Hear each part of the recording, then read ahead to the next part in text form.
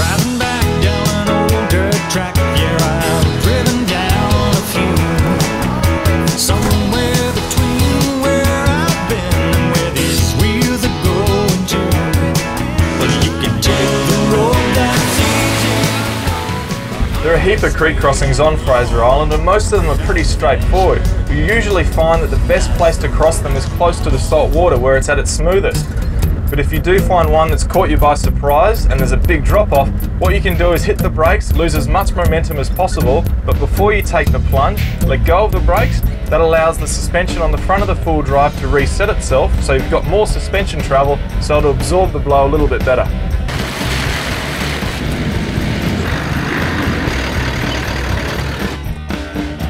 A Wynyard Creek can fluctuate a fair bit in depth.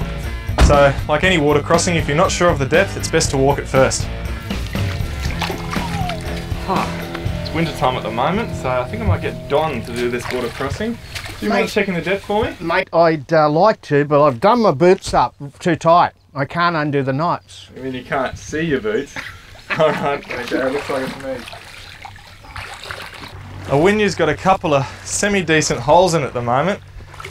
And this one is just about halfway up my leg, which doesn't look that deep, but on Don, that's about here.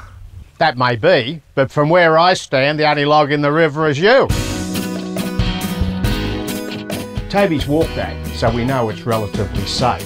But one of the rules with water crossings is, particularly if it's flowing, if you can't walk it, you can't drive it. So just remember that.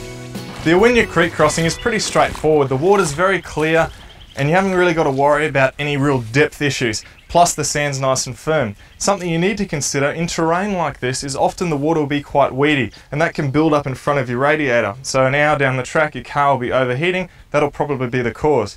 Now something else you need to consider with a water crossing like this where you've got two sizable holes is not to attack that deep section too quickly, because what can happen is water can rush into your radiator section, and a lot of new vehicles will have their radiator fans very close to the radiator core.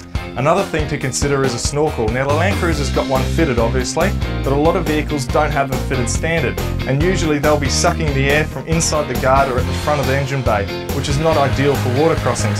So that's something to be really aware of. Know where your air intake is, and if your air intake is down nice and low, you probably want to fit a bra just so you can push that water away from that vital area. And to check more TJM four-wheel driving tips, go to tjm.com.au.